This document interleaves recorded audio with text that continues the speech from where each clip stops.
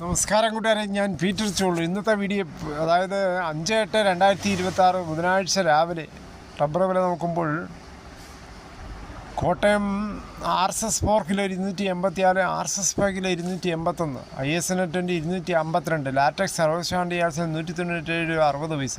ഇതാണ് രാവിലത്തെ കോട്ടയം വില. കൊച്ചി വില നോക്കുമ്പോൾ RSS 4 kilo 284, RSS 5 kilo 281. Agartala വില നോക്കുമ്പോൾ RSS 4 കിലോ 276, RSS 5 കിലോ 273. വിദേശ വില നോക്കുമ്പോൾ ബാങ്കോക്ക് RSS 4 കിലോ 265 രൂപ 72 പൈസ, RSS 5 കിലോ 265 രൂപ 29 പൈസ. ഇതാണ് വിദേശ വില. വിദേശ വിലത്തെ നേരത്തെയൊക്കെ 300-അടുത്ത് വന്ന വിദേശ വില ഇപ്പോൾ താഴ്ന്നിരിക്കുകയാണ്. ഇപ്പോൾ RSS 1 269 രൂപ 86 പൈസയൊക്കെ ഓടുന്നത്. ഇനി കേരളത്തിലെ മറ്റിനും ഗ്രേഡിനും ഷീറ്റ് നോക്കുമ്പോൾ ലൂസ് കിലോ 273, ലോട്ട് കിലോ 253 മുതൽ 258 രൂപ. ഒട്ടുപാൽ നോക്കുമ്പോൾ 80% ഡിയാക്സിൽ ഒട്ടുപാൽ കിലോ 187, 60% ഡിയാക്സിൽ ഒട്ടുപാൽ കിലോ 140 രൂപ 25 പൈസ. ഇനി കേരളത്തിലെ ഫീൽഡ് ലാറ്റക്സ് 282 രൂപ. വിശദമായി നോക്കുമ്പോൾ 25% ഡിയാക്സിൽ 200 ലിറ്റർ വരെ 14,100 രൂപ, 30% ഡിയാക്സിൽ 200 ലിറ്റർ വരെ 16,920 രൂപ, 35% ഡിയാക്സിൽ 200 ലിറ്റർ വരെ 19,740 രൂപ. കേരളത്തിലെ വ്യാപാരിയിലെ Kottayam RSS 4 kilo 276, RSS 5 kilo 271, ISN20 244 രൂപ 50 പൈസ മുതൽ 245 രൂപ. ഒട്ടുപാൽ നോക്കുമ്പോൾ 161 മുതൽ 173 രൂപ.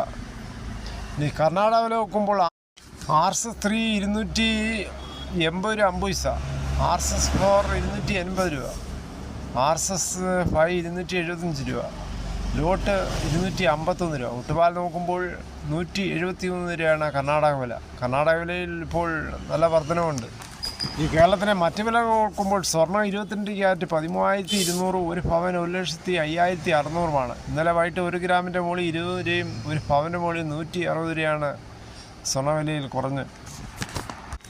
തേങ്ങ വില നോക്കുമ്പോൾ തേങ്ങ ചകരിയില്ലാത്ത മുട്ടത്തേങ്ങ കിലോ 75, തേങ്ങ ചകരിയുള്ളത് 48 മുതൽ 58, വെളിച്ചെണ്ണ ലിറ്ററിന് 360, കൊപ്ര എടുത്തുപിടി 166, അടയ്ക്ക പുതിയത് 360, പഴയത് 360, കാഞ്ഞിരക്കുരു 1,880, കയർ ഇഴക്കയർ 10, കരിപ്പോട്ടി കയർ 10 മുതൽ 15, ജാതിക 90 300, ഗ്രാമ്പു 810, നാടൻ ഗ്രാമ്പ് 950, പിന്നാകസ് പലാർ 37, റോട്ടറി 38, കുരുമുളക് അൺകാർവിൽ കിലോ 695, കുരുമുളക് പുതിയത് 685, കുരുമുളക് ആർവിളിൽ 715, ചുക്ക് വെസ്റ്റ് 360, മഞ്ഞൾ സേലം 200, പഴം പൈനാപ്പിൾ 53, കാപ്പിക്കുരു 39,000, വയനാടൻ കുരുമുളക് 700, ചേട്ടൻ 690, നെല്ല് കിൻഡൽ 2,600.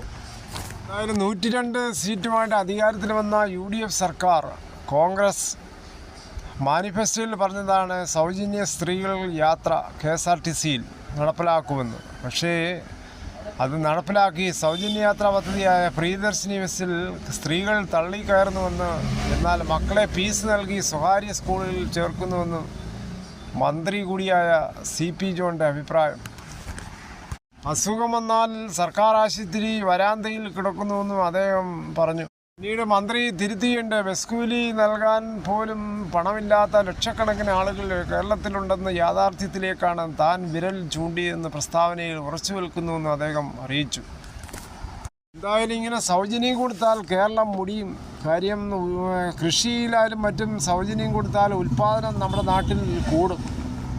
അത്രയ്ക്കും പാവങ്ങൾക്ക് വേണ്ടി ഫ്രീ വല്ലം കൊടുക്കാൻ ശ്രമിക്കുക സർക്കാരുകളെ, അല്ലെങ്കിൽ കേരളം അധ്വാനശീലം നിലനിൽക്കത്തില്ല. അതുകൂടി ഈ വീഡിയോയുടെ പൂർണ്ണമാകുന്നു. ഇത്രയും സമയം ക്ഷമയോടെ കേട്ടിരുന്നു വളരെയധികം നന്ദി.